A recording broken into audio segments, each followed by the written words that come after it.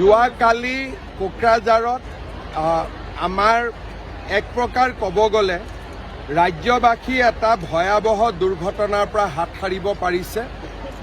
ৰাতি প্ৰায় পুৱতি নিশা 3মান বজাত, মোৰ টাইমটো অলপ ভুল হ'ব পাৰে, 3টা বজাত ডিজিপিয়ে মোক ফোন কৰি কৈছিলে যে আমাৰ এটা বিশেষ ৰেলৰ অংশ IED ব্লাষ্ট কৰি উৰুৱাই দিয়া হৈছিলে। ৰেল এখন পাৰ হৈ গৈছিলে, লোক পাইলটগৰাকীয়ে দেখা পায় আৰু তেওঁ আমাক ৰেলৱে খবৰ দিয়ে, ৰেলৱে পুলিচক খবৰ দিয়ে।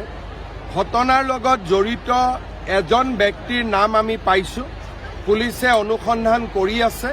কিন্তু এই গোটেই ঘটনাটো যদি সেই লোক পাইলটগৰাকীৰ চকুত নপৰিলেহেঁতেন, হয়তো আজি আমি পুৱতি নিশালৈ বহুত বেয়া খবৰ এটা শুনিবলগীয়া হ'লহেঁতেন। মই ৰাতিয়ে কোকৰাঝাৰ পুলিচে গৈ ঘটনাৰ তদন্তও কৰে আৰু ৰাতিৰ ভিতৰতে ৰেল লাইনটো মেৰামতি কৰি দিয়াও হয়। এতিয়া ৰেল লাইনত সাধাৰণভাৱে ৰেলগাড়ী চলিব আৰম্ভ কৰিছে। মই ডিটেইলছ ক'ব খোজা নাই।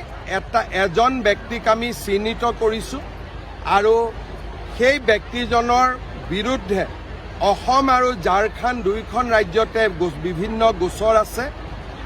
খুব সম্ভৱ আমি বা অসম পুলিচে প্ৰচেষ্টা কৰি ব্যক্তিজনক গ্ৰেপ্তাৰ কৰিবলৈ সক্ষম হ'ব। আমি ব্যক্তি এজনক চিনাক্ত কৰিছোঁ। ব্যক্তিজনৰ পিছফালে কোনোবা সংগঠন আছে বা নাই, সেইটো পৰৱৰ্তী পৰ্যায়তহে ধাৰণা কৰিব পৰা যাব।